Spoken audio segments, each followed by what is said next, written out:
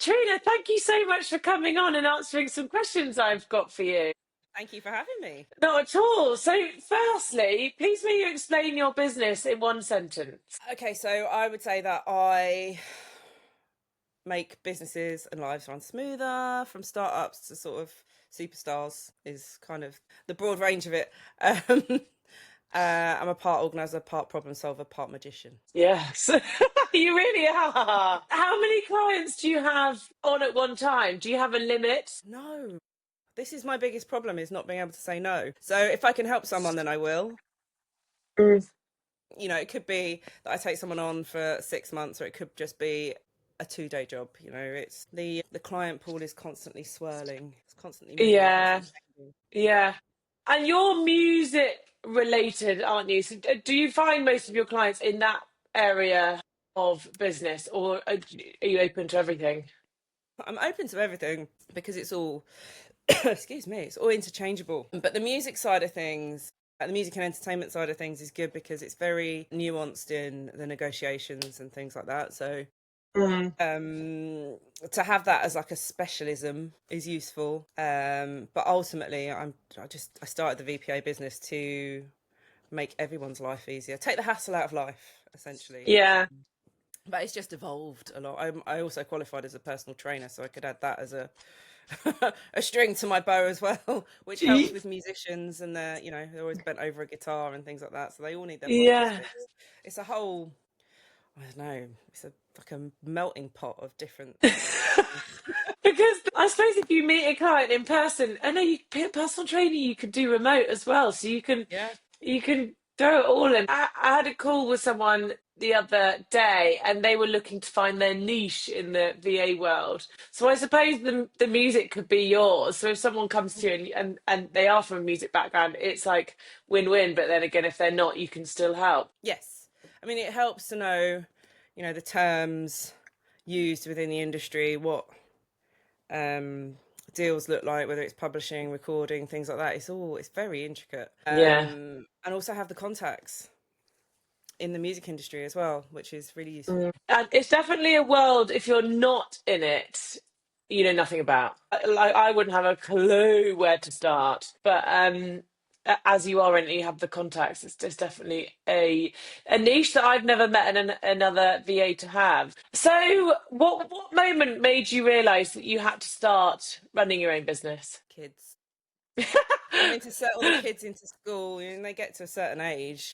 I don't know if this is the same now because this was 10 years ago that I started the business, but I had to take like 3 weeks off to settle my son into school, Mm. like various times of day. And it's like, well, I can't ask work to give me 3 weeks off to do this. I was like, I Mm. want to use my holiday to settle my son into school. So I gave up work and thought, what do I do to keep me out of trouble, keep my brain ticking over, and also my creativity and my entrepreneurial background? What do I do? Yeah. So I just thought, you know what, I'm going to start a VPA business, which is great because in 2015, they weren't really a thing. And then COVID hit and everyone became a virtual PA. But I mean, there's space for everyone, but it Mm. was kind of that moment that was like, well, what can I do? What's my skill set? How do I Mm. help people? And thanks to my children, I started a business. I know, so you can actually thank them now. But how did you find that transition? I know it was a stage where you were like, I have to do this for my kids, but how was it? It was quite scary at first in terms of trying to like find clients, and how do you start a business? It's not something I'd ever done before. I'd already been employed. Mm. I know it was only 10 years ago. It was a very different time. I didn't have ChatGPT to tell me how to scale a Yeah. business or anything like that. So it started with networking, and actually that's my strength, is the connecting and networking and building relationships. And ultimately I just started getting clients or work just through word of mouth, word of mouth. I've never really had to have a website or anything like that. I probably should now, given there's so many different companies out there, but I quite like that. I can be mysterious, and it also gives me a bit of a. There's a lot of confidentiality and discretion that comes with being a VPA, and also VPA in the entertainment industry. So I kind of give myself that mystery as well, without the websites and Yeah. Instagram posts and things. Yeah. I think I think you're right. If lots of clients come from referrals, then they don't necessarily need to have a look at your website. That's it. Like, it's just work. I want to work smarter, not harder. Yeah, I I'm want to help hearing other that. people. I So don't want to sell myself, and that's, I think, the essence of everything that I do is I get to hide in the background, but I get to be a pivotal part of anything that's happening. because there's so much about personal branding now and promoting yourself in order to get new clients. But it's interesting that you've sort of turned it on its head and said the opposite, which I actually think is a really refreshing way to do it, because since starting Pally Talk, I can't believe how much personal branding, Mm. like promotion, there is out there, and it puts so much pressure on creating that personal brand when, as Mm. like you say, sometimes you just want to do the support work in the background and not have your face across it all. Yeah. And I think other people, like clients, they get too bogged down in wanting to be able to see everything about everyone. And you don't have to put your whole life on show in order for you to be Yeah, good at your job, I think. And actually, yeah, sometimes if I'm not putting that time into it's different if I was trying to build and scale a brand, I think. Or it's not what I tell my music artists, they have to do mm, stuff like that. mm, I don't. And I've yeah, kind of chosen that because I don't want to. yeah. I don't want to have to prove myself in any other way other than doing the work and adding value that way. Yeah, to be fair, I love that, because that's definitely my style as well. What's been your toughest moment so far? It's something I'm still trying to get hold of 10 years later, but it's balance and it's I still try and do everything, but I have learnt to say no more. Yeah, my toughest moments are when I've just taken on far too much. Try to be all things Mm. to all people. I remember someone saying to me at the time, you don't have to set yourself on fire to keep other people warm. And that has stuck with me a lot. So, yeah, it's finding the balance between the reason I started working to be here with my children and doing the work and spending time with them. You don't have to set yourself on fire to keep other people warm. That Mm. is genius. And I was doing that. And even now, to an extent, I'm running around trying to, I don't know, tick things off the list that I don't have to do. And like burning myself out. Boundaries are huge, especially when you run your own business. Yeah. And they're also quite a hard one to implement, especially when Mm. you're used to running at 150 miles an hour. It's sort of putting the brakes on a bit. People are like, huh?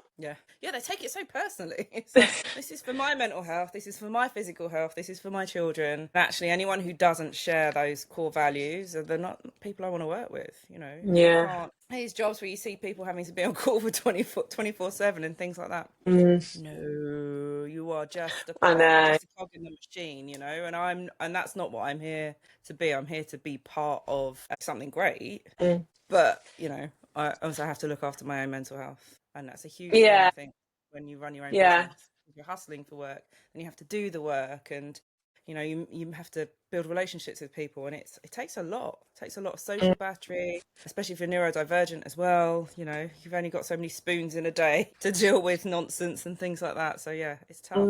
I think it's really tough, because there's never sort of an off moment. If you've lost a client, it's not like, oh, I can relax now. It's like, no, I now need to find a new client.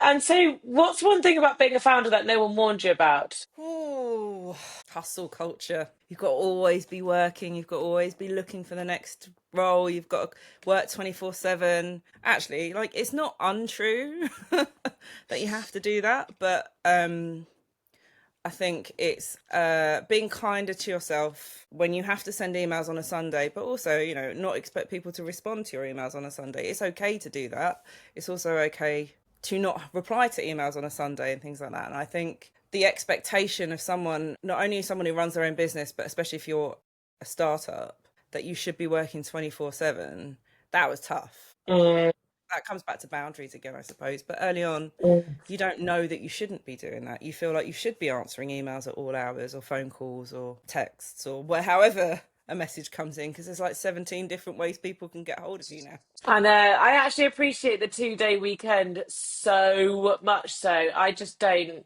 from about Friday evening, I just try not to reply or even check my phone that much, because you actually need those 2 days to reset a bit, and then you can go again Monday. Yeah, yeah, it's very, very important to get that downtime. Even though today I feel like it's still Sunday. Having Well, one that's of the those beauty of mornings. running your own business, though, right? If you wanted to take Yeah. Monday off, you could, except No, there's Yeah, no one there to pick up the work for you. So I could go on holiday for a week. I still have to work because there's no one picking up my slack. I I'll just know. come home to a load more extra work. But I'd love to give myself a Monday off. Yeah, I know, I know. And tell us the most unexpected or ridiculous thing that's happened since you launched. So many. There's definitely a lot of stuff that's kept me on. So I had to organise a dog's birthday party once. And a dog's birthday party, which I get, I've got a dog, I love my dog, but it was more extravagant than a wedding. I think it had more of a budget behind it than a wedding What did. But dog? again, this is pre-pandemic. It was a Dober, not, Oh my God. yeah. But this was pre-pandemic where people just spent frivolously. I'd love to Yeah. organise one now. I think I'd do it completely differently. But that's probably most ridiculous. The most ridiculous thing, the most unexpected thing was moving into music management and things like that. So just going back to the dog's party, did the dog have a good time? Did he have friends over? I don't even know if the dog's still around now. This was many, many years ago. But there were doggy friends, there was family friends. I'm pretty sure there were a couple of cats, although I don't think they I don't get on. stuck around for very long. It was this party in this massive estate garden. Like, I think this was also kind of pre dog ice creams and dog cake. I think it must have been early when they started making dog birthday cakes and things like that. Yeah, it was quite ridiculous. Oh, that is so funny. And so how did the music world come about? So I quite early on I started working with a music producer. We found out some years later, I still work with him, found out some years later that he was neurodivergent. But in not knowing that and in music kind of being his currency, he was quite vulnerable and open to being taken advantage of by his manager and music label at the time. And I just Yeah. stupidly one day went, "Oh, I'll manage you and I won't do that. Like, I can manage you. This is, it's be easy." 8 years later, I'm still doing it. 8 years later, I'm still doing it. So yeah. And then we kind of just expanded into developing other artists and yeah, just kind of getting really heavily involved in the music industry as So a label did you publishing house. sorry, I interrupted. Did you learn everything from square one or had you learned from his previous oh my gosh, No, really? no, no, I had to pick things up pretty quickly. Yeah, I had to get a grow an understanding of the industry. And the thing is, the good and the bad thing about it is it changes so quickly that once you learn something, there's something else to learn anyway, and if something changes completely, Mm. yeah, it's one of those very fast moving industries. Do you enjoy that side? Sometimes it's a very dark industry. It's very cutthroat. It's probably the first time my mental health really took a beating in terms of watching the way human beings treat other human beings in the workplace, as in, everyone's trying to clamber their way to the top. It's an industry that's, still run by straight white men at the top, and where you need to know someone in order to get into it. And anyone can be an artist now because anyone can upload music.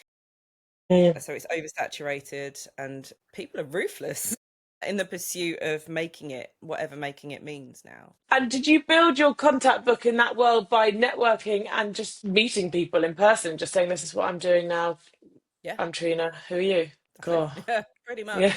Pretty much. And I was very lucky that the producer that I was working with, he's been prolific in music for, well, before that point, about 20 years. And so it was a good base to start with him, which helped. And also he'd been doing it for 20 years, so he could teach me quite a lot of Mhm.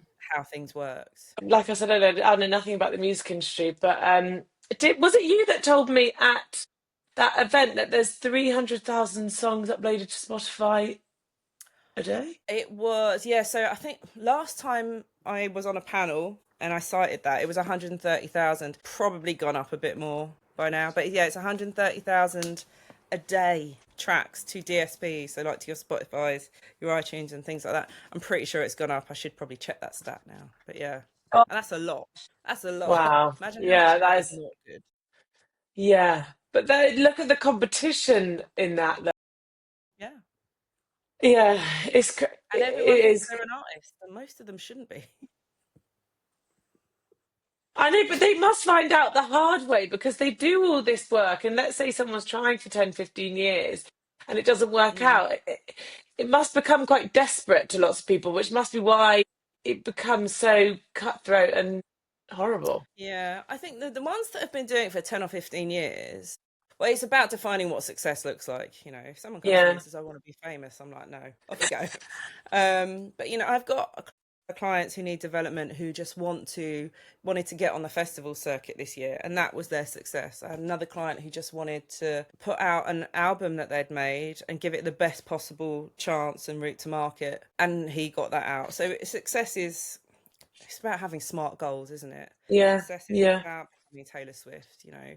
Have that Mm. dream, of course, but you know, be clever about the route you're going to take to get there and invest in yourself. Most of these people who can just upload music don't want to invest in themselves. They've just sat and they've made a track on their laptop in their bedroom and popped it out on Spotify and think they're an artist, and not going to make any money from that. And where do you see yourself in 1 year's time? Oh, I will still be in music and entertainment, I think. Mm. I would probably scale up my VPA service a bit more and maybe find people who want to do this type of work, or artist liaison stay on the sort of VPA side but working within the entertainment industry. I think that's where I see myself, being a mentor to VAs who want to work in entertainment and music. That's so interesting. If I can help spread the word, let me know. But thank you so much for coming on and telling us everything. Thank you, Trina. No, no worries. Thank you for having me on.